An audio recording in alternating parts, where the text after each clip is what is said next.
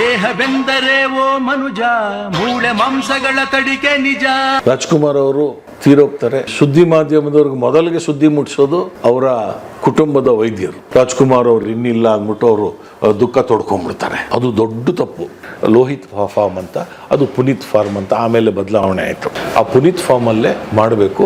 ಯಾಕೆ ಅಂದರೆ ರಾಜ್ಕುಮಾರ್ ಅವರ ಕೊನೆಯ ಆಸೆ ಕೂಡ ಮಾರ್ಚಲ್ಲಿ ಅವರ ಸಹೋದರ ತೀರೋಗಿದ್ದು ವರ್ಧಣ್ಣ. ಅಲ್ಲೇ ಮಾಡಬೇಕು, ನನಗೆ ನನ್ನ ಸಹೋದರನ ಜೊತೆ ನಾನು ಇರಬೇಕು ಅಂತ ಎಲ್ಲರಿಗೂ ಹೇಳಿದ್ರಂತೆ. ಅಷ್ಟೊತ್ತಿಗೆ ಈ ಅಭಿಮಾನಿಗಳು ಅನ್ನಿಸ್ಕೊಂಡಿರೋರು, ನಾಯಕರು ಅನ್ನಿಸ್ಕೊಂಡಿರೋರು, ಈ ಚಲನಚಿತ್ರ ರಂಗದ ವ್ಯವಸ್ಥೆಯ ಬಗ್ಗೆ ಅರಿವಿಲ್ಲದೆ ಇರೋರೆಲ್ಲ ಶುರು ಮಾಡ್ಕೊಂಡ್ರು. ನೋಡಿ, ರಾಜ್ಕುಮಾರ್ ಅವ್ರ ಬಗ್ಗೆ ನಾವು ಮಾತಾಡಬೇಕಾದ್ರೆ ಅವರು ಕನ್ನಡದ ಅಸ್ಮಿತೆ. ಅವರು ಆಮೇಲೆ ಬರೀ ಕನ್ನಡದ ಸಾಂಸ್ಕೃತಿಕ ರಾಯಭಾರಿ ಅಲ್ಲ, ಅವರು ಕನ್ನಡದ ಅಸ್ಮಿತೆ. ನಾನು ಯಾವಾಗಲೂ ಹೇಳ್ತಾ ಇರ್ತೀನಿ, ಕುವೆಂಪುರವರು ಕೃತಿಯಲ್ಲಿ ಎಲ್ಲ ಮನೆಗಳಲ್ಲಿ ಮನಸ್ಸುಗಳಲ್ಲಿ, ಕನ್ನಡದವರ ಮನೆಗಳಲ್ಲಿದ್ದಾರೆ ಅವರ ಕೃತಿಗಳ ಮೂಲಕ. ರಾಜ್ಕುಮಾರ್ ಅವರು ಆಕೃತಿಯ ಮೂಲಕ ಇದ್ದಾರೆ. ಇತ್ತೀಚೆಗೆ ನಾವು ಗಮನಿಸಿರೋದು ಪುನೀತ್ ರಾಜ್ಕುಮಾರ್ ಜನಗಳ ಸ್ಮೃತಿಯಲ್ಲಿದ್ದಾರೆ. ಆಮೇಲೆ ರಾಜ್ಕುಮಾರ್ ಅವ್ರಿಗೆ ನಾವು ಸಾಂಸ್ಕೃತಿಕ ರಾಯಭಾರಿ ಅಂತೀವಿ. ಅವರು ಬಹುಶಃ ಈ ಚಲನಚಿತ್ರ ರಂಗಭೂಮಿಯಲ್ಲಿದ್ದಾಗ ಅವ್ರು ಬಹುಶಃ ನೆಮ್ಮದಿಯಾಗಿದ್ದರೇನೋ. ಗುಬ್ಬಿ ವೀರಣ್ಣ ಅವ್ರ ಕಂಪ್ನಿಲಿದ್ದಾಗ ಅವರಿಗೆ ತುಂಬ ನೆಮ್ಮದಿ ಇತ್ತೇನೋ, ಸಂತೃಪ್ತಿ ಕೂಡ ಇತ್ತೇನೋ, ವೃತ್ತಿ ಸಂತೃಪ್ತಿ ಕೂಡ ಇತ್ತೇನೋ. ಆದರೆ ಅವರು ಚಲನಚಿತ್ರ ರಂಗಕ್ಕೆ ಬಂದ ನಂತರ ಅವರ ಮೊದಲನೇ ಚಲನಚಿತ್ರ ಬೇಡರ ಕಣ್ಣಪ್ಪದಿಂದ ಹಿಡಿದು ಅವರು 200 ಮಿಕ್ಕಿ ಚಲನಚಿತ್ರಗಳು ಮಾಡಿದಾರಲ್ಲ, ಎಲ್ಲ ಹಂತಗಳಲ್ಲಿ ಅವರು ವೃತ್ತಿ ಮಾತ್ಸರ್ಯವನ್ನು ಎದುರಿಸಿದಂಥ ವ್ಯಕ್ತಿ. ಈಗಾಗಲೇ ನಾವು ಸಾಮಾಜಿಕ ಜಾಲತಾಣದಲ್ಲಾಗಲಿ ಅಥವಾ ಮಾಧ್ಯಮಗಳಲ್ಲಾಗಲಿ ಎಲ್ಲ ಕಡೆ ನೋಡ್ತಾ ಇದ್ದೀವಿ. ರಾಜ್ಕುಮಾರ್ ಅವರು ಏನು 200 ಚಿಲ್ಲರೆ ಚಿತ್ರಗಳನ್ನು ಅಭಿನಯಿಸಿ, ಅದರೊಳಗೆ ಬಹುತೇಕ ಚಿತ್ರಗಳಲ್ಲಿ ಅವರು ಸಮಾಜಕ್ಕೆ ಒಂದು ಸಂದೇಶವನ್ನು ಬಿಟ್ಟಿರ್ತಾರೆ. ರಾಜ್ಕುಮಾರ್ ಅವರು ಸಾಮಾಜಿಕ ಚಿತ್ರಗಳಲ್ಲಿ ನಟಿಸಿದ್ದಾರೆ, ಪೌರಾಣಿಕ ಚಿತ್ರಗಳಲ್ಲಿ ನಟಿಸಿದ್ದಾರೆ, ಆಮೇಲೆ ಭಕ್ತಿ ಪ್ರಧಾನ ಚಿತ್ರಗಳಲ್ಲಿ ನಟಿಸಿದ್ದಾರೆ, ಆಮೇಲೆ ಚರಿತ್ರೆಯನ್ನು ಆಧರಿಸಿ ಮಾಡತಕ್ಕಂಥ ಐತಿಹಾಸಿಕ ಚಿತ್ರಗಳಲ್ಲೂ ಅವ್ರು ಮಾಡಿದ್ದಾರೆ. ಎಲ್ಲ ಪಾತ್ರಗಳಲ್ಲಿ ಮಾಡಿದ್ದಾರೆ. ನನ್ನ ಪ್ರಕಾರ ರಾಘವೇಂದ್ರ ಸ್ವಾಮಿಗಳನ್ನು ನೋಡಿಲ್ಲ, ಕೃಷ್ಣದೇವರಾಯನ ನೋಡಿಲ್ಲ, ನಾವು ಇಮ್ಮಡಿ ಪುಲಿಕೇಶಿಯನ್ನು ನೋಡಿಲ್ಲ, ರಣಧೀರ ಕಂಠೀರವನನ್ನು ನೋಡಲಿಲ್ಲ. ನಮ್ಮ ಕಲ್ಪನೆಯಲ್ಲಿ ಹರಿಶ್ಚಂದ್ರನು ನಮಗೆ ಹೇಗಿದ್ದರು ಅಂತ ಗೊತ್ತಿಲ್ಲ, ಮಹಿಷಾಸುರ ಹೇಗಿದ್ದ ಅಂತ ಗೊತ್ತಿಲ್ಲ. ಇದನ್ನೆಲ್ಲ ನಾವು ಅವ್ರನ್ನ ನೆನೆಸ್ಕೊಂಡಾಗ ನಮಗೆ ಮೊದಲಿಗೆ ಆ ಚಿತ್ರ ಮೂಡಿಬರೋದು ರಾಜ್ಕುಮಾರ್ ಅಭಿನಯಿಸಿದ ಚಿತ್ರಗಳೇ. ಈಗ ಉದಾಹರಣೆಗೆ ನಾನು ನಿಮ್ಗೆ ಹೇಳ್ತೀನಿ, ಮಂತ್ರಾಲಯ ಮಹಾತ್ಮೆಯಲ್ಲಿ ಅವರು ರಾಘವೇಂದ್ರ ಸ್ವಾಮಿಗಳ ಪಾತ್ರವನ್ನು ಮಾಡಿದರು. ಆನಂತರ ಬೇರೆಯವರೆಲ್ಲ ಮಾಡಿದ್ರು, ರಜನಿಕಾಂತ್ ಮಾಡಿದ್ರು, ಶ್ರೀನಾಥ್ ಅವರು ಮಾಡಿದ್ರು. ಯಾರು ಈ ಮಟ್ಟಕ್ಕೆ ಅವ್ರು ಹೋಗಲೇ ಇಲ್ಲ. ಆಮೇಲೆ ಇವತ್ತು ಏನು ರಾಜ್ಕುಮಾರ್ ಅವರ ಒಂದು ಸಮಾಧಿಯ ವಿಚಾರದಲ್ಲಿ ಮಾತುಗಳು ನಡೀತಾ ಇದೆ, ಕೋಪ, ತಾಪ, ಅಸೂಯೆ ಎಲ್ಲವೂ ನಡೀತಾ ಇದೆ. ಇವೆಲ್ಲವನ್ನು ರಾಜ್ಕುಮಾರ್ ಅವರು ಮೊದಲನೇ ಚಿತ್ರದಿಂದ ಅವರ ಜೀವ ಇರೋ ತನಕ ಅನುಭವಿಸಿದ್ದಾರೆ. ಅವರು ಉತ್ತುಂಗಕ್ಕೆ ಏರಿದ ಮೇಲೂ ಅವರು ಉತ್ತುಂಗದಲ್ಲಿ ಏರಿದಾಗ ಇನ್ನೂ ಜಾಸ್ತಿ ಆಗಿತ್ತು. ಈ ಮೊದಲಿಗೆ ನಾನು ನಿಮಗೀಗ ಈ ಪ್ರಶ್ನೆಗೆ ಉತ್ತರ ಕೊಟ್ಟು ಆಮೇಲೆ ಇದಕ್ಕೆಲ್ಲ ಉತ್ತರ ಕೊಡ್ತೀನಿ. ಮೊದಲಿಗೆ ರಾಜ್ಕುಮಾರ್ ಅವರು ನಿಧನರಾದಾಗ ಇಡೀ ವ್ಯವಸ್ಥೆ, ಅದು ಸರ್ಕಾರ, ಪೊಲೀಸ್ ವ್ಯವಸ್ಥೆ, ಚಿತ್ರರಂಗ ಎಲ್ಲರೂ ವೈಫಲ್ಯವನ್ನು ಕಂಡಿದ್ದಾರೆ. ಅದರೊಳಗೆ ಅವರ ಕುಟುಂಬದವರು ವೈಫಲ್ಯವನ್ನು ಕಂಡಿದ್ದಾರೆ. ಯಾಕೆಂದರೆ ರಾಜ್ಕುಮಾರ್ ಒಬ್ಬರು ಕೇವಲ ವ್ಯಕ್ತಿಯಾಗಿರಲಿಲ್ಲ, ಅವರು ಕನ್ನಡದ ಸಾಂಸ್ಕೃತಿಕ ರಾಯಭಾರಿ ಅಂಥೇಳಿ ಗುರುತಿಸ್ಕೊಂಡಿದ್ದವರು. ಅವರು ತೀರ್ಕೊಂಡಾಗ ಮೊದಲಿಗೆ ಕ್ರಮ ತೆಗೆದುಕೊಳ್ಬೇಕಾಗಿದ್ದು ಈ ರಾಜ್ಯದ ಸರ್ಕಾರಗಳು. ಸರ್ಕಾರ ಬಹುಶಃ ವೈಫಲ್ಯವನ್ನು ಅನುಭವಿಸಿದೆ. ಅದಕ್ಕೆ ಮತ್ತು ಈ ಇಂಟೆಲಿಜೆನ್ಸ್ ವಿಭಾಗ, ಇಡೀ ರಾಜ್ಯದ ಇಂಟೆಲಿಜೆನ್ಸ್ ವಿಭಾಗ ಮತ್ತು ಪೊಲೀಸ್ ವೈಫಲ್ಯ. ರಾಜ್ಕುಮಾರ್ ಅಂತ ಒಬ್ಬ ವ್ಯಕ್ತಿ, ನಾನು ಅವ್ರನ್ನ ಭಾಳ ಹತ್ತಿರದಿಂದ ನೋಡಿರೋನು. ನಾನು ಚಿಕ್ಕಪೇಟೆ ಉಪ್ಪಾರಪೇಟೆಯಲ್ಲೆಲ್ಲ ಕೆಲಸ ಮಾಡ್ತಾ ಇರಬೇಕಾದ್ರೆ ರಾಜ್ಕುಮಾರ್ ಅವರು ಅಲ್ಲಿ ಒಂದು ಹೆಜ್ಜೆ ಕಾರಿಂದ ಇಳಿದ ತಕ್ಷಣ ಒಂದು 10 ನಿಮಿಷದಲ್ಲಿ 5,000 ಜನ ಸೇರ್ಕೊಂಡ್ಬಿಡ್ತಾಯಿದ್ರು. ಇಡೀ ಕೆಂಪೇಗೌಡ ರಸ್ತೆ ಎಲ್ಲವೂ ಅಸ್ತವ್ಯಸ್ತ ಆಗ್ಬಿಡುತ್ತೆ. ಅಂದರೆ ಜನ ಬಂದ್ಬಿಡೋರು, ರಸ್ತೆಗೆ ಜನ ಬಂದ್ಬಿಡೋರು. ಅದು ಎಲ್ಲಿಂದ ಬರ್ತಾಯಿದ್ರು, ಹೇಗೆ ಬರ್ತಾಯಿದ್ರು, ರಾಜ್ಕುಮಾರ್ ಅವ್ರನ್ನ ಬರೋ ವಿಷಯಗಳನ್ನು ನಾವು ಮುಚ್ಚಿಡ್ತಾಯಿದ್ವಿ. ಅವ್ರು ಬರ್ತಾಯಿದ್ದಾರೆ ಅದನ್ನು ಅಷ್ಟು ಪ್ರಚಾರ ಮಾಡ್ತಾ ಇರಲಿಲ್ಲ. ಆದರೂ ರಾಜ್ಕುಮಾರ್ ಅವ್ರು ಬಂದಿದ್ದಾರೆ ಅಂದ ತಕ್ಷಣ ಅಷ್ಟು ಜನ ಸೇರ್ತಾಯಿದ್ರು. ಅದು ಬಹುಶಃ ಅಲ್ಲಿ ಇದ್ದಂಥ ಚಿತ್ರಮಂದಿರಗಳ ಪ್ರಭಾವ ಇರಬೇಕು. ಅಲ್ಲಿ ಚಲನಚಿತ್ರ ನೋಡುವಂಥ ಜನರೇ ಜಾಸ್ತಿ ಓಡಾಡ್ತಾ ಇರ್ತಾರೆ ಅಂತ ಕಾಣ್ತಾ ಇರಬೇಕು. ಈ ಯಾಕೆ ವೈಫಲ್ಯ ಅಂತೀನಿ ಅಂದರೆ, ರಾಜ್ಕುಮಾರ್ ಅವರು ನಿಧನರಾದಾಗ ಏನೇನು ಆಗುತ್ತೆ ಅನ್ನೋದನ್ನು ಗ್ರಹಿಸಬೇಕಾಗಿತ್ತು. ಪೊಲೀಸ್ ಇಲಾಖೆ ಮತ್ತು ಇಂಟೆಲಿಜೆನ್ಸ್ ಇಲಾಖೆ ಗ್ರಹಿಸಬೇಕಾಗಿತ್ತು. ಬರೀ ಬೆಂಗಳೂರು ನಗರದಲ್ಲ, ಇಡೀ ರಾಜ್ಯದಲ್ಲಿ ಎಲ್ಲೆಲ್ಲಿ ಏನೇನು ಆಗಬಹುದು ಅನ್ನೋದನ್ನು ಅವರು ಮುಂಜಾಗ್ರತೆಯಾಗಿ ಗ್ರಹಿಸಬೇಕಾಗಿತ್ತು. ಅದರ ಬಗ್ಗೆ ಕ್ರಮ ತೆಗೆದುಕೊಳ್ಬೇಕಾಗಿತ್ತು. ಅದ್ರ ಬಗ್ಗೆ ಬಂದೋಬಸ್ತ್ ವ್ಯವಸ್ಥೆಯನ್ನು ಮಾಡ್ಕೊಳ್ಬೇಕಾಗಿತ್ತು. ಬೇರೆ ಕಡೆಯಿಂದ ಪೊಲೀಸರು ಬೇಕಾ, ಆ ಥರ ಮಾಡಬೇಕಾಗಿತ್ತು. ಇಲ್ಲಿ ಏಕಾಏಕಿ ಏನಾಗೋಯ್ತು ಅಂದರೆ, ರಾಜ್ಕುಮಾರ್ ಅವರು ತೀರೋಗ್ತಾರೆ ಅಂದಾಗ ಈ ಸುದ್ದಿ ಮಾಧ್ಯಮದವ್ರಿಗೆ ಮೊದಲಿಗೆ ಸುದ್ದಿ ಮುಟ್ಟಿಸೋದು ಅವರ ಕುಟುಂಬದ ವೈದ್ಯರು. ರಾಜ್ಕುಮಾರ್ ಅವರು ಇನ್ನಿಲ್ಲ ಅಂದ್ಬಿಟ್ಟು ಅವರು ದುಃಖ ತೊಡ್ಕೊಂಡ್ಬಿಡ್ತಾರೆ. ಅದು ಕಾಡ್ಗಿಚ್ಚಿನ ಥರ ಹರಡಿಬಿಟ್ಟು ಜನ ಅಲ್ಲಿ ಬರಲಿಕ್ಕೆ ಶುರು ಆಗೋಗ್ಬಿಟ್ರು ಅವ್ರ ಮನೆಗೆ. ಅದು ದೊಡ್ಡ ತಪ್ಪು. ಅದಾದ ನಂತರ ಬೆಂಗಳೂರು ನಗರದ ಕಮಿಷನರ್ ಆಗಿದ್ದವರು, ಆಗಿನ ಕಮಿಷನರ್ ಆಗಿದ್ದವರು ರಾಜ್ಕುಮಾರ್ ಅವ್ರ ಮನೆಗೆ ಹೋದರು. ಅವ್ರು ಮತ್ತೆ ಹೊರಗಡೆ ಬರಲಿಕ್ಕೆ ಆಗಲಿಲ್ಲ ಅವ್ರ ಕೈಯಲ್ಲಿ. ಅದು ಒಂದು ವೈಫಲ್ಯ, ದೊಡ್ಡ ವೈಫಲ್ಯ ಅದು. ಆಮೇಲೆ ಈ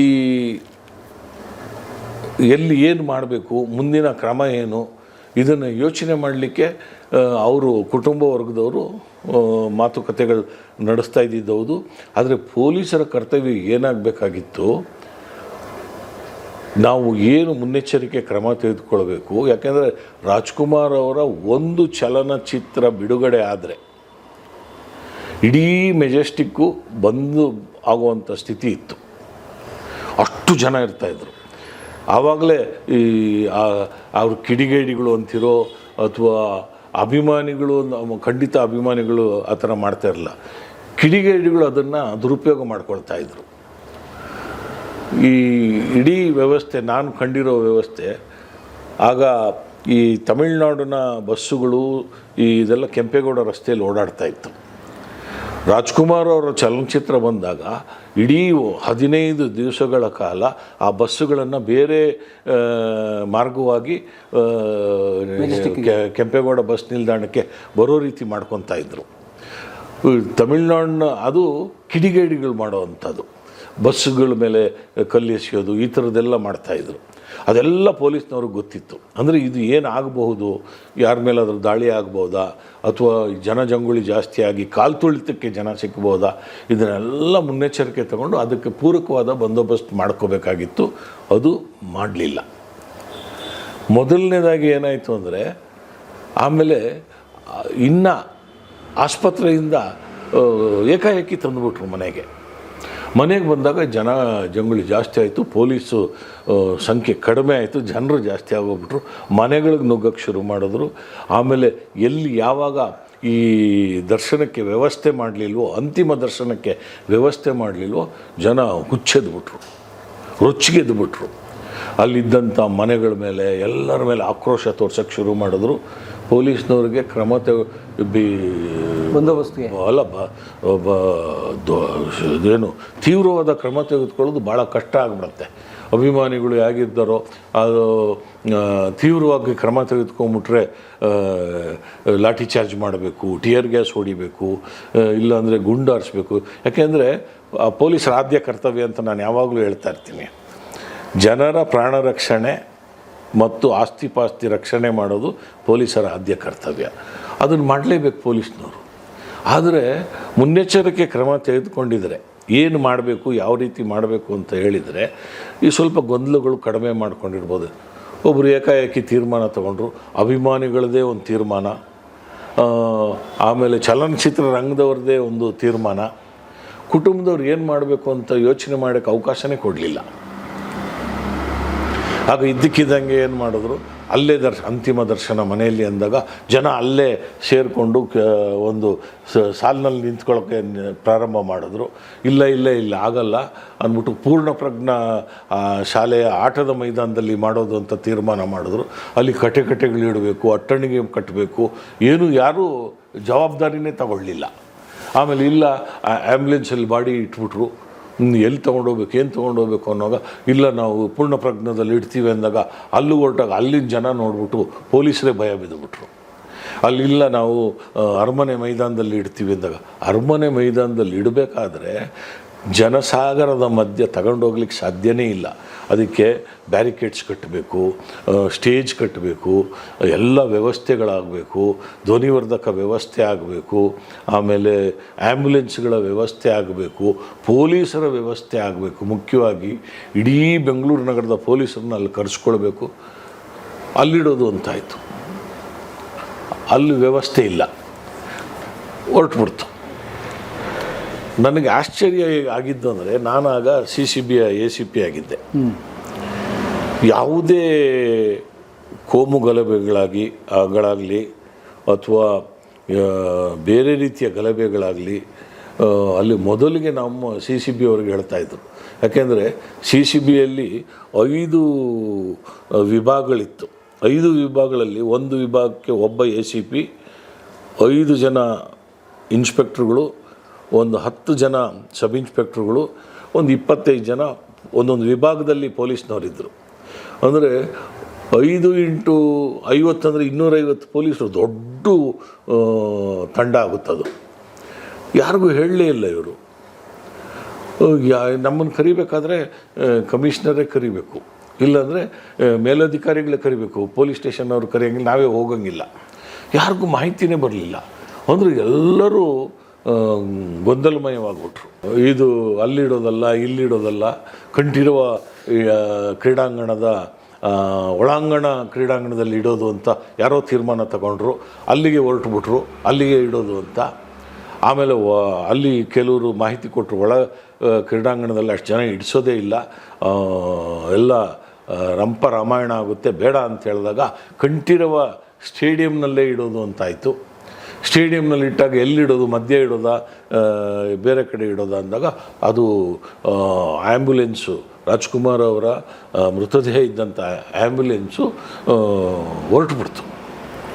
ಸದಾಶಿವನಗರದಿಂದ ಕಂಠೀರವ ಸ್ಟೇಡಿಯಂ ಕಡೆಗೆ ಹೊರಟುಬಿಡ್ತು. ದಾರಿಯಲ್ಲಿ ಎಲ್ಲ ರಂಪಗಳು ಶುರುವಾಗೋಯ್ತು, ಗಲಭೆಗಳು ಶುರುವಾಗೋಯ್ತು. ನೋಡಬೇಕು ಅಂತ ಮುಗಿಬಿದ್ದಂಥ ಜನಗಳನ್ನ ತಡೆಯೋದೇ ಒಂದು ಇದಾಗೋಯ್ತು. ಅಯೋಮಯ, ಯಾರಿಗೂ ಹಿಡಿತಕ್ಕೆ ಸಿಗದೇ ಇರೋ ಅಂಥ ಪರಿಸ್ಥಿತಿ ಅಲ್ಲಿ ಸೃಷ್ಟಿಯಾಗೋಯ್ತು. ಇರೋ ಪೊಲೀಸ್ನವರು ಮಾಡ್ತಾಯಿದ್ರು. ನಾವು ನಮಗೆ ಕರೀತಾರೆ, ನಾವು ಎಲ್ಲಿ ಹೋಗಬೇಕು, ಯಾರು ನಮಗೆ ಆದೇಶ ಕೊಡ್ತಾ ಇಲ್ವಲ್ಲ ಅಂತ ನಮ್ಮ CCB ಕಚೇರಿಯಲ್ಲಿ ಎಲ್ಲ ತಯಾರಿ ಮಾಡಿಕೊಂಡು, ಯಾಕೆಂದರೆ ನಾವು ಮಫ್ತಿಲಿ ಕಾರ್ಯನಿರ್ವಹಿಸ್ತಾ ಇದ್ವಿ ಆಗ. ಆದರೆ ನಾವು ಯೂನಿಫಾರ್ಮ್ ಹಾಕ್ಕೊಳ್ಬೇಕು, ನಮ್ಮ ಪ್ರೊಟೆಕ್ಷನ್ಗೆ ಏನೇನು ಬೇಕೋ ಬಾಡಿ ಗೇರ್ಸ್ ಅಂತೀವಿ, ಅದು ಆ ಪ್ರೊಟೆಕ್ಷನ್ಗೆಲ್ಲ ಇಟ್ಕೊಂಡು ಹೆಲ್ಮೆಟ್ಗಳು, ಬುಲೆಟ್ ಪ್ರೂಫ್ ಜಾಕೆಟ್ಗಳೆಲ್ಲ ನಮ್ಮ ಹತ್ರ ಇತ್ತು. ಎಲ್ಲ ಹಾಕ್ಕೊಂಡು ನಾವು ರೆಡಿ ಮಾಡಿ ಒಂದು ತಂಡ ರೆಡಿ ಮಾಡಿದ್ವಿ. ಯಾರೂ ನಮ್ಮನ್ನು ಕರೀಲೇ ಇಲ್ಲ. ನಮ್ಗೆ ಆಶ್ಚರ್ಯ ಅನ್ನಿಸ್ತು. ಸಣ್ಣ ಒಂದು ಕೋಮು ಗಲಭೆ ಆದರೆ ನಮ್ಮನ್ನು ಕರೀತಾರೆ, ನೀವು ಬನ್ನಿ CCB ಅವ್ರು ಈ ಕಡೆಯಿಂದ ಬನ್ನಿ, ಆ ಕಡೆಯಿಂದ ಬನ್ನಿ ಅಂತ. ನಾವು ಹೋಗಿ ನಿಯಂತ್ರಣಕ್ಕೆ ತಗೊಳ್ತಾ ಇದ್ವಿ. ದೊಡ್ಡ ತಂಡ ನಮ್ಮ. ಆಮೇಲೆ CCBಯಲ್ಲಿ ಕೆಲಸ ಮಾಡ್ತಾ ಇದ್ದಂಥ ಪೊಲೀಸ್ ಕಾನ್ಸ್ಟೇಬಲ್ಸು ಮತ್ತು ಹೆಡ್ ಕಾನ್ಸ್ಟೇಬಲ್ಸ್ ಇದ್ದಾರಲ್ಲ, ಈ ಗಲಭೆಕೋರರು ಅವ್ರ ಮುಖ ನೋಡಿದ್ರೆ ತಣ್ಣಗಾಗ್ಬಿಡೋರು. ನಾನು ನೋಡಿದ್ದೀನಿ ಅದನ್ನು. ಅಂದರೆ ಬಲಾಢ್ಯ ಪೊಲೀಸ್ನವರು ಅವರು, ಅಂದರೆ ಕ್ರೈಮ್ ಕಾನ್ಸ್ಟೇಬಲ್ಸ್. ಹೌದು, ಅಂಥ ಬಲಾಢ್ಯರು. ಆಮೇಲೆ ಗಲಭೆಕೋರರು, ಲೂಟಿಕೋರರು, ಈ ಕಿಸೆಗಳ್ಳರು, ಈ ಮಾದಕ ವಸ್ತುಗಳ ಇವರೇ ಜಾಸ್ತಿ ಅಲ್ಲಿ ಸೇರ್ಕೊಳ್ಳೋದು. ಯಾಕೆಂದರೆ ಇಂಥ ಗಲಭೆಗಳಲ್ಲಿ ಅಪರಾಧ ಲೋಕದ ಜನ ನನ್ನ ಪ್ರಕಾರ ಒಂದು 1% 2% ತನ್ನ ಮಧ್ಯೆ ಬಂದುಬಿಡ್ತಾನೆ. ಅವರೆಲ್ಲ ಇವರಿದ್ದಾರೆ ಅಂತ ಗೊತ್ತಾದ ತಕ್ಷಣ ಹಿಂದಕ್ಕೆ ಜಾರ್ಕೊಂಡ್ಬಿಡ್ತಾರೆ, ಕಣ್ಣಿಗೆ ಬೀಳೋದಿಲ್ಲ. ಆದರೂ ಯಾಕೆ ನಮಗೆ ಹೇಳಲೇ ಇಲ್ಲ ಅಂದಾಗ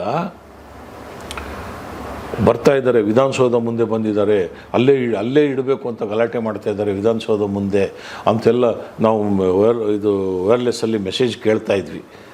KR ಸರ್ಕಲ್ಗೆ ಬಂದಾಗ ಆ್ಯಂಬುಲೆನ್ಸು ಬಂದಾಗ ಜನ ಜಾಸ್ತಿ ಆಗ್ತಿದ್ದಾರೆ. ಆವಾಗ ಆ ಭಾಗದ DCP ವೆಸ್ಟ್ DCP ಅವರು ಚಬ್ಬಿಯವರು ಇದ್ದರು. ಈ ವೆಸ್ಟ್ DCP ಅಲ್ಲಿಗೆ ಹೋದರು, ಅವರು KR ಸರ್ಕಲ್ಗೆ ಹೋದರು. ಅವರು ತಡೆಯೋಕ್ಕೆಲ್ಲ ಪ್ರಯತ್ನ ಮಾಡಿದ್ರು, ಆದರೆ ಇದು ಜನ ಹೆಚ್ಚಾಗ್ತಾನೆ ಇತ್ತು. ಆಮೇಲೆ ಏನು ಸಿಕ್ಕಿದ್ದಕ್ಕೆ ಬೆಂಕಿ ಇಡೋದು, ಹೊಡೆಯೋದು ಎಲ್ಲ ಮಾಡ್ತಾಯಿದ್ರು. ಈ ಜನ ನಿಯಂತ್ರಣಕ್ಕೆ ಬರಲಿಲ್ಲ. ಆಗ ಅವರು ಇಲ್ಲ, ಇಲ್ಲಿ ಫೋರ್ಸ್ ಬೇಕೇ ಬೇಕು, ಇಲ್ಲ ಮುಂದೆ ಇದು ಕಷ್ಟ ಆಗುತ್ತೆ, ನಾನು ಇಲ್ಲಿ ತಡ್ಕೊಂಡಿದ್ದೀನಿ, ಇನ್ನು ಮುಂದೆ ಹೋಗ್ತಾ ಜಾಸ್ತಿ ಆಗ್ತಾಯಿದೆ ಅಂದಾಗ ನಾವು ಯಾರ ಅನುಮತಿ ಕಾಯದೆ ನಾವು KR ಸರ್ಕಲ್ಗೆ ಬಂದ್ವಿ. ಇಡೀ ಒಂದು ದೊಡ್ಡ ತಂಡ ಬಂದ್ವಿ. ತಂಡ ಬಂದಾಗ ಇವರು ಎಲ್ಲಿ ತನಕ ಇದು ಜನ ಆವೇಶಕ್ಕೊಳಗಾಗಿದ್ದರು ಅಂದರೆ ಸಿಕ್ಕಿದನ್ನೆಲ್ಲ. ಆಮೇಲೆ ಕೆಲವರು ತಾವೇ ಆತ್ಮಾಹುತಿ ಮಾಡ್ಕೊಳ್ಳೋ ಮಟ್ಟಕ್ಕೆ ಕೆಲವರು ಹೋಗ್ತಾಯಿದ್ರು. ಎದೆ ಹೊಡ್ಕೊಂಡು ಅಳೋದು, ಅದು ಭಯಂಕರ ಪರಿಸ್ಥಿತಿ ಇತ್ತು. ಆಮೇಲೆ ಯಾರಾದರೂ ಅವರಿಗೆ ಹೆಂಗಿತ್ತು ಅಂದರೆ ಎಲ್ಲವೂ ಬಂದಾಗಬೇಕು ಅನ್ನೋ ಥರ ಇತ್ತು. ಎಲ್ಲ ಬಂದ್ ಮಾಡಿದ್ರು, ಎಲ್ಲವೂ ಬಂದ್ ಮಾಡಿದರು. ಸಿಕ್ಕಿದನ್ನು ಹೊಡಿತಾಯಿದ್ರು. ಈ ನಮ್ಮ ಈ ಮಾರ್ತಾಸ್ ಆಸ್ಪತ್ರೆ ರಸ್ತೆ, ನೃಪತಂಗ ರಸ್ತೆಯಲ್ಲಿ ಇದು ಬಂತು. ನಾವೆಲ್ಲ ಹೋಗೋ ಅಷ್ಟರೊಳಗೆ ನಮಗೊಂದು ಮಾಹಿತಿ ಬಂತು, ಅಲ್ಲೊಂದು ಪೆಟ್ರೋಲ್ ಬಂಕ್ ಇದೆ, ಪೆಟ್ರೋಲ್ ಬಂಕ್ ಬೆಂಕಿ ಇಡಕ್ಕೆ ಹೋಗ್ತಾ ಇದೆ. ಮಾರ್ತಾಸ್ ಪಕ್ಕ ಇದೆಯಲ್ಲ, ಹೌದು, RBI ಎದುರುಗಡೆ. ನಾವು ಸೀದಾ ಎಲ್ಲರೂ ನುಗ್ಗಿದ್ವಿ ಅಲ್ಲಿಗೆ. ನುಗ್ಗಿ ನೋಡಿ, ಅಲ್ಲಿ ಬೆಂಕಿ ಇಡೋದ್ರಲ್ಲಿ ಎಲ್ಲರೂ ಕಿಡಿಗೇಡಿಗಳು, ಯಾರೂ ಅಭಿಮಾನಿಗಳಿರಲಿಲ್ಲ. ಅಭಿಮಾನಿಗಳು ಇಲ್ಲಿ ಎದೆ ಹೊಡ್ಕೊಂಡು ಇದ್ರ ಹಿಂದೆ ಬರ್ತಾ ಇದ್ದಾರೆ. ನಾವು ನುಗ್ಗಿ ಚೆನ್ನಾಗೆಲ್ಲ ಚದುರಿಸಿದ್ವಲ್ಲ. ಚದುರಿಸಿದಾಗ ಫೋರ್ಸ್ ಜಾಸ್ತಿ ಬಂದಿದೆ. ಕೆಲವರು ನಮ್ಮನ್ನು ನೋಡಿಬಿಟ್ರು, ನಮ್ಮ ಪೊಲೀಸ್ನವ್ರನ್ನ ನೋಡೋದು. ನಮ್ಮ ಪೊಲೀಸ್ನವ್ರು ನಾನು ಹೇಳ್ತೀನಲ್ಲ, ಈ ಪಾತಕ ಲೋಕಕ್ಕೆ ಅವರು ನನ್ನ ಪೊಲೀಸ್ನವರು ಬಹುಶಃ ಆ ಪಾತಕಿಗಳ ಕನಸಲ್ಲಿ ಬಂದರೂ ಬೆಚ್ಚಿ ಬಿದ್ದು ಎದೆ ಹೊಡ್ಕೊಂಡು ಸತ್ತೋಗ್ಬಿಡೋರೇನೋ. ಇವ್ರನ್ನ ನೋಡಿದ್ರು, ಎಲ್ಲ ತಂಡ ಆಯಿತು. ಆಮೇಲೆ ಇವರೆಲ್ಲ ಬೆದರಿಸಿ ಯಾರು ಏನು ಮಾಡಬಾರ್ದು ಅಂತ ನಾವು ಸ್ಟೇಡಿಯಂ ಕಡೆಗೆ ಹೋಗಬೇಕು ಅಂತ ಸ್ಟೇಡಿಯಂ ಬಂತು. ಅಲ್ಲಿ ಇಂಡೋರ್ ಸ್ಟೇಡಿಯಮಲ್ಲಿ ಇಡೋದು, ಔಟ್ಡೋರ್ ಸ್ಟೇಡಿಯಮಲ್ಲಿ ಇಡೋದು ಅಂತ ಗಲಾಟೆ ಶುರು ಆಯಿತು. ಆಮೇಲೆ ಇಂಡೋರ್ ಸ್ಟೇಡಿಯಮಲ್ಲಿ ಆಗೋದೇ ಇಲ್ಲ ಅಂತ ತೀರ್ಮಾನಕ್ಕೆ ಬಂತು. ಅಲ್ಲಿ DCPಗಳು ಇವ್ರು ಬಂದರು. ಅಲ್ಲಿ ಸತ್ಯನಾರಾಯಣ ರಾವ್ ಅಂತ ಅಡಿಷನಲ್ ಕಮಿಷನರ್ ಇದ್ದರು. ಅವರು ಎಲ್ಲ ವ್ಯವಸ್ಥೆಯನ್ನು ಮಾಡ್ತಾಯಿದ್ರು. ಅಲ್ಲಿ ಏನೂ ವ್ಯವಸ್ಥೆ ಆಗಿಲ್ಲ, ಲೈಟಿನ ವ್ಯವಸ್ಥೆ ಆಗಿಲ್ಲ, ಏನೂ ವ್ಯವಸ್ಥೆ ಆಗಿಲ್ಲ. ಅಲ್ಲಿಗೆ ಬಂದ್ಬಿಡ್ತು.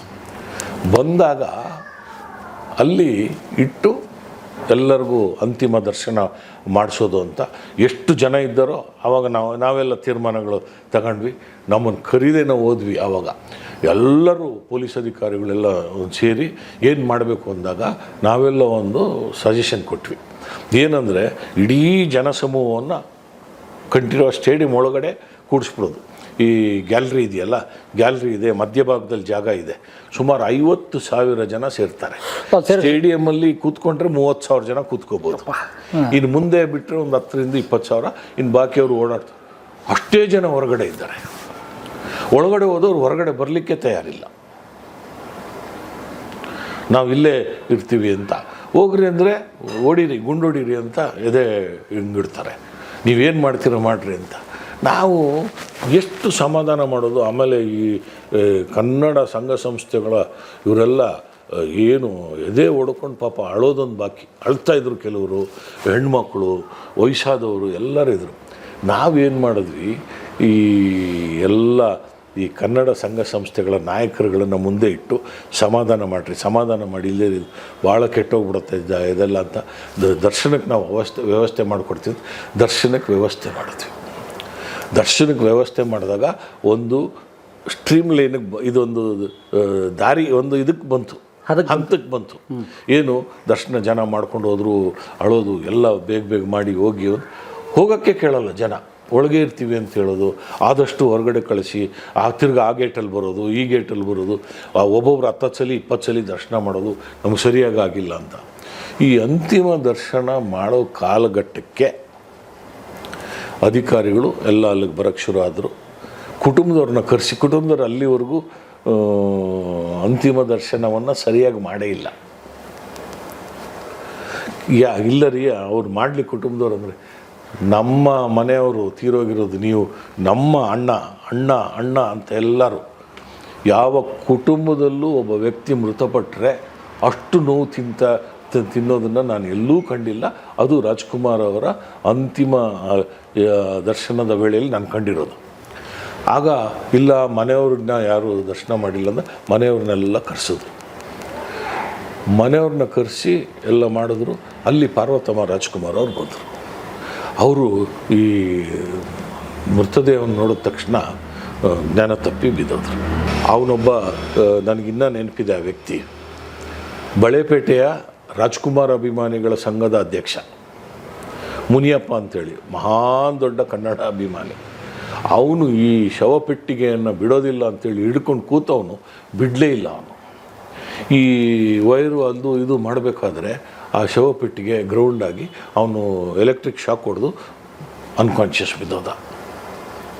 ಅಷ್ಟೊತ್ತಿಗೆ ಇದು ಮಧ್ಯರಾತ್ರಿ ಆಗಿತ್ತು. ಮಧ್ಯರಾತ್ರಿ ಆದಾಗ ನಾವೆಲ್ಲ ಸಾಯಂಕಾಲದಿಂದ ಅಲ್ಲಿ ಬಂದು ಸುಸ್ತಾಗೋಗ್ಬಿಟ್ಟಿದ್ವಲ್ಲ. ಈ ನಮ್ಮ ಪೊಲೀಸ್ನವರು ಬಿಸಿ ಬಿಸಿ ಬಿಸಿ ಕಾಫಿ ತಂದಿದ್ರು ನಮಗೆ ಕೊಡಲಿಕ್ಕೆ.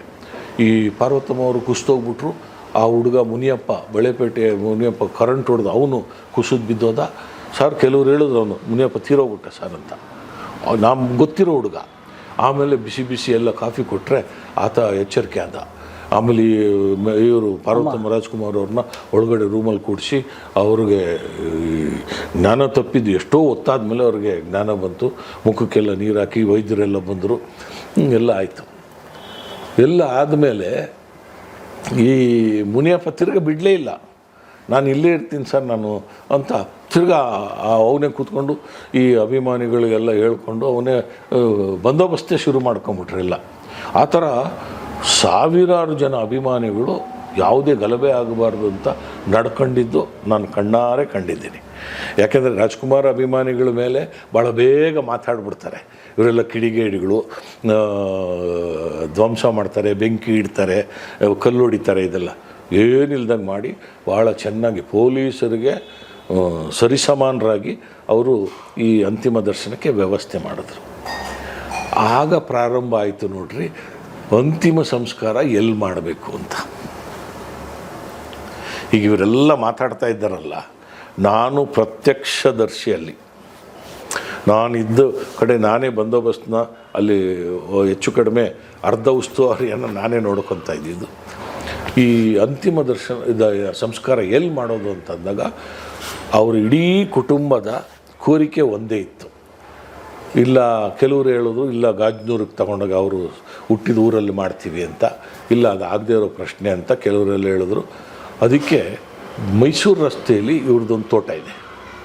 ಅದು ಮೊದಲು ಲೋಹಿತ್ ಫಾರ್ಮ್ಸ್ ಅಂತ ಇದ್ದರು. ಇವತ್ತದು ಪುನೀತ್ ಫಾರ್ಮ್ಸ್ ಅಂತ ಇದೆ ನೋಡಿ.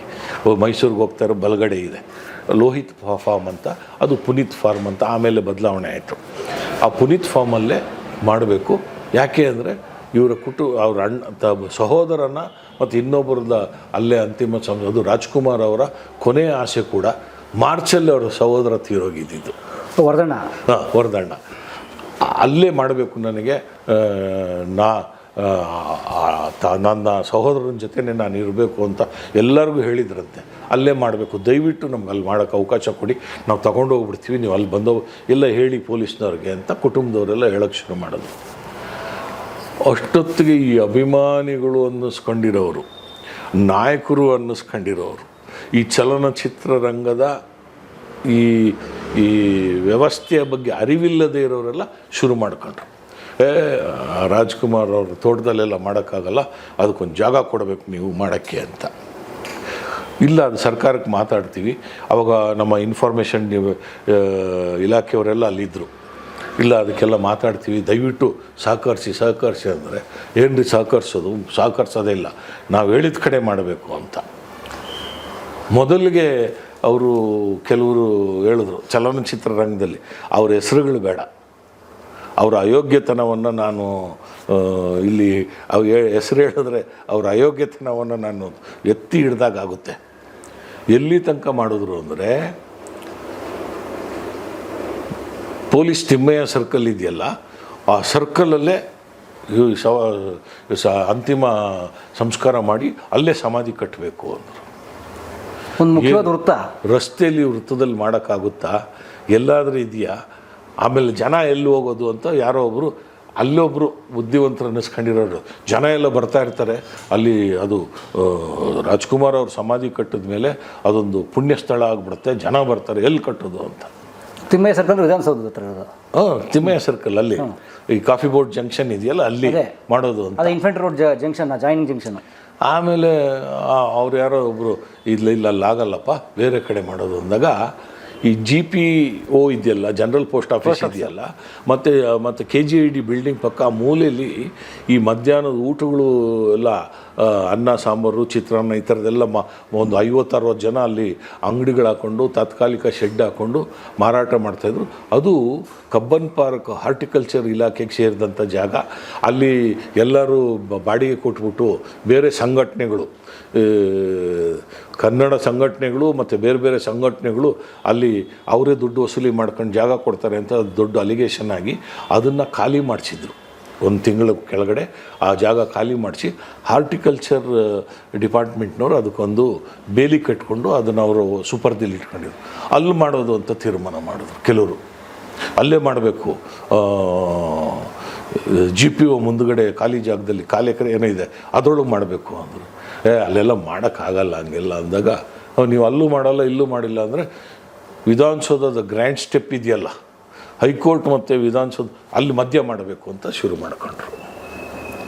ಇದು ನಾನು ಅಲ್ಲಿದ್ದು ಎಲ್ಲವನ್ನು ಗಮನಿಸ್ತಾ ಇದ್ದೆ. ನಾನು ಹೇಳ್ತಾ ಇದ್ದೆ. ಆಮೇಲೆ ಅಭಿಮಾನಿಗಳ ಸಂಘಗಳು, ಈ ಕನ್ನಡ ಸಂಘ ಸಂಸ್ಥೆ ನಾಯಕರುಗಳಿಗೆ ಹೇಳ್ದೆ, ಏನು ವಿತಂಡವಾದ ಮಾಡ್ತೀರಿ, ಒಳ್ಳೆ ಕಡೆ ಮಾಡೋಗಿದ್ರೆ ಮಾಡಿರಿ. ಅವ್ರ ಮನೆಯವ್ರು ಕೇಳ್ಕೊತ ಇದ್ದಾರಲ್ಲ, ಅವರು ಆ ತೋಟದಲ್ಲಾದರೂ ಮಾಡಲಿ, ಇಲ್ಲಾಂದರೆ ಅವ್ರ ಊರಿಗೆ ತಗೊಂಡೋಗ್ಲಿ, ನೀವು ಅವಕಾಶ ಕೊಡ್ರಿ.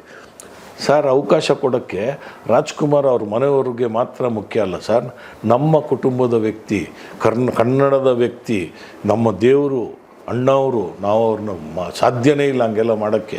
ಅವ್ರಿಗೊಂದು ಗೌರವಯುತ ಅಂತಿಮ ಸಂಸ್ಕಾರ ಮಾಡಬೇಕು. ಒಂದು ಈ ಡೆಲ್ಲಿಲೆಲ್ಲ ಕಟ್ಟಿಲ್ವಾ ರಾಜ್ಘಾಟು, ಈ ಥರದ್ದೊಂದು ಕಟ್ಟಬೇಕು ರಾಜ್ಕುಮಾರ್ ಅವ್ರಿಗೆ ಅಂತ ಜೋರು ಗಲಾಟೆಗಳು ಶುರು ಆಗೋಯ್ತು.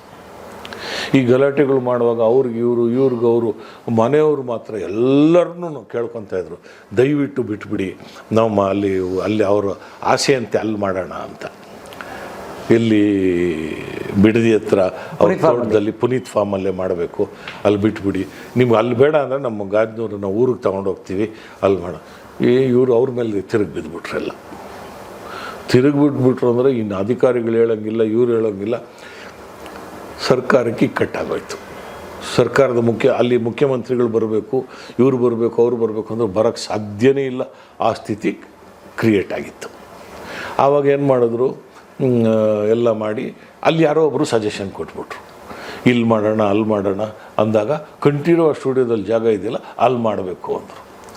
ಆಗ ಇನ್ಫಾರ್ಮೇಷನ್ ಡಿಪಾರ್ಟ್ಮೆಂಟ್ನ ಅಧಿಕಾರಿಗಳೆಲ್ಲ ಹೇಳಿದ್ರು, ಕಂಠೀರವ ಸ್ಟುಡಿಯೋಸ್ ನಾವು ಮಾಡೋಕ್ಕಾಗಲ್ಲ, ಅಲ್ಲಿ ಆ ಸ್ಟುಡಿಯೋ ಸಂಸ್ಥೆಯವ್ರಿಗೂ ಸರ್ಕಾರಕ್ಕೂ ಒಂದು ಸಿವಿಲ್ ವ್ಯಾಜ್ಯ ನಡೀತಾ ಇದೆ, ಆ ವ್ಯಾಜ್ಯ ಡಿಸ್ಪ್ಯೂಟ್ ನಡೀತಾ ಇರೋದ್ರಿಂದ ಮಾಡೋದು ತಪ್ಪಾಗುತ್ತೆ ಅಂದರು. ಯಾವ ವ್ಯಾಜ್ಯ ರೀ, ಯಾವ ಕೋರ್ಟ್ ರೀ, ರಾಜ್ಕುಮಾರ್ ಮೇಲೆ ಏನು ಹಂಗೆ ಹಿಂಗೆ ಅಂತ ಮೇಲೆ ಬಿದ್ದುಬಿಟ್ರು. ವಿಧಿ ಇಲ್ಲದೆ ಜನಗಳ ಒತ್ತಡ ಹೆಂಗಿತ್ತು ಅಂದರೆ, ಬಹುಶಃ ಅದು ಕೊಡಲಿಲ್ಲ ಅಂದಿದ್ರೆ ಸರ್ಕಾರಕ್ಕೆ ನುಗ್ಗಿಬಿಟ್ಟಿರೋರು ಜನ ವಿಧಾನಸೌಧಗೆ ಅಲ್ಲಿ ಇಲ್ಲೆಲ್ಲ. ಆವಾಗ ಏನಾಯಿತು, ಕಂಠೀರವ ಸ್ಟುಡಿಯೋಸಲ್ಲಿ ಮಾಡೋದು ಅಂತ ತೀರ್ಮಾನ ಆಯಿತು. ಜನ ಸಾಗರ, ಹೊರಗಡೆ ಒಂದು 50,000 ಜನ, ಹೊರಗಡೆ ಒಂದು 50,000 ಜನ, ಲಕ್ಷಾಂತರ ಜನ ಎಲ್ಲ ಬೆಂಗಳೂರು ರಸ್ತೆಗಳಲ್ಲಿ ಜನ ನೋಡ್ಕೊಂಡು ಹೋಗ್ತಾಯಿದ್ರು. ಆವಾಗ ನಾನೊಂದು ಸಜೆಷನ್ ಕೊಟ್ಟೆ, ನೋಡಿ ರಾಜ್ಕುಮಾರ್ ಅವ್ರ ಅಂತಿಮ ಸಂಸ್ಕಾರಕ್ಕೆ ಇದು ಅಂತಿಮ ದರ್ಶನಕ್ಕೆ ಜನ ಬರ್ತಾನೇ ಇದ್ದಾರೆ, ಎಲ್ಲ ಕಡೆ ನೋಡಿ ಮಾಧ್ಯಮಗಳಲ್ಲಿ ಬರ್ತಾಯಿದೆ, ಊರಿಂದ ಬರ್ತಾ ಇದ್ದಾರೆ ಜನ. ಅದಕ್ಕೆ ಈ ಅಂತಿಮ ದರ್ಶನವನ್ನು ಇನ್ನು 2 ದಿನಗಳ ಕಾಲ ನೀವು ಮುಂದೂಡಬೇಕು, 3 ದಿವಸ ಆದಮೇಲೆ ಮಾಡಲೇಬೇಕು. ಇದು ಮುಂಜಾಗ್ರತೆ ಕ್ರಮ, ಇಲ್ಲ ದಂಗೆ ಆಗಿಬಿಡುತ್ತೆ, ದೊಂಬೆ ಆಗುತ್ತೆ. ಒಂದು 3 ದಿನಗಳ ಕಾಲಾವಕಾಶ ಕೊಟ್ಟು ಜನಗಳಿಗೆ ಅಂತಿಮ ದರ್ಶನಕ್ಕೆ ಅವಕಾಶ ಮಾಡಿಕೊಡ್ಬೇಕು. ಹೆಣ್ಮಕ್ಳು ಮಕ್ಕಳು ಎದೆ ಹೊಡ್ಕೊಂಡು ಬರೋದು. ಆಮೇಲೆ ಅವರ ದುಃಖ ಯಾರು ನಾಟಕೀಯವಾದ ದುಃಖ ಅಲ್ಲ, ಒಳಗಿಂದ ಬರ್ತಾಯಿದ್ದ ದುಃಖ ನೋಡ್ಬೋದಿತ್ತು. ಕೆಲವರು ಅದನ್ನು ಒಪ್ಕೊಂಡ್ರು, 3 ದಿನಗಳ ಅಂತಿಮ ದರ್ಶನ ಮಾಡೋದು ಒಳ್ಳೆಯದು ಅಂತ. ದುರಂತ ಏನಾಗೋಯ್ತು ಅಂದರೆ, ಅವನು ಯಾರೋ ಜ್ಯೋತಿಷಿ ಅಂತೆ, ಬಹುಶಃ ಒಬ್ಬ ಅಯೋಗ್ಯ ಜ್ಯೋತಿಷಿ. ಅವನ ಹೆಸರು ಗೊತ್ತು ನನಗೆ, ಹೇಳೋದಿಲ್ಲ ಅಷ್ಟೇ ನಾನು. ಅವನೇನು ಮಾಡಿಬಿಟ್ಟ, ಈ 6:30 ಒಳಗಡೆ ರಾಜ್ಕುಮಾರ್ ಅವ್ರಿಗೆ ಅಂತಿಮ ಸಂಸ್ಕಾರ ಮಾಡಲಿಲ್ಲ ಅಂದರೆ ಅವ್ರಿಗೆ ಸ್ವರ್ಗ ಪ್ರಾಪ್ತಿ ಇಲ್ಲ ಅಂತ ಅವ್ರ ಮನೆಯವ್ರಿಗೆ ಹೇಳ್ಬಿಟ್ಟ. ಸಂಜೆ ಒಳಗೆ ಆಗಬೇಕು ನಾಳೆ ಅಂತ ಗಲಾಟೆ ಶುರು ಆಯಿತು. ಮನೆಯವರು ಒತ್ತಡ, ಮನೆಯವ್ರನ್ನ ಮೀರಿ ಇವ್ರು ಮಾಡೋಕ್ಕಾಗಲ್ಲ. ಯಾಕೆಂದರೆ ರಾಜ್ಕುಮಾರ್ ಅವರು ಮೊದಲು ಮನೆಗೆ ಎಲ್ಲ ಅದು ಸಾಮಾನ್ಯ, ಅವರೆಲ್ಲ ಕೈ ಮುಗಿದು ಕೇಳ್ಕೊಂಡು ಇಲ್ಲ ಮತ್ತು ಅವರೆಲ್ಲರೂ ಇದನ್ನು ನಂಬೋರು. ಇದು ಮೂಢನಂಬಿಕೆ ಅಂತಿರೋ, ಭಕ್ತಿ ಅಂತಿರೋ, ನಂಬಿಕೆ ಅಂತಿರೋ, ಇದಕ್ಕೆ ಕಟ್ಟು ಬಿದ್ದುಬಿಟ್ರು ಅವರು, ಮಾಡಲೇಬೇಕು ಅಂತ. ಆಗ ಮತ್ತೆ ಶುರು ಆಯಿತು.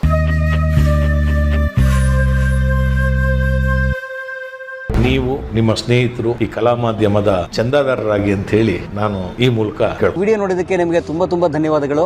ಪುಸ್ತಕಗಳನ್ನ ಓದು ಮನಸ್ಸನ್ನು ಅರಳಿಸುತ್ತೆ, ಬುದ್ಧಿಯನ್ನು ಚುರುಕು ಮಾಡುತ್ತೆ, ಕಾಣದ ಹೊಸ ಲೋಕವನ್ನು ಪರಿಚಯಿಸುತ್ತೆ. ಹಾಗಾಗಿ ಓದುವ ಸಂಸ್ಕೃತಿ ಹೆಚ್ಚಾಗ್ಲಿ. ಧನ್ಯವಾದ.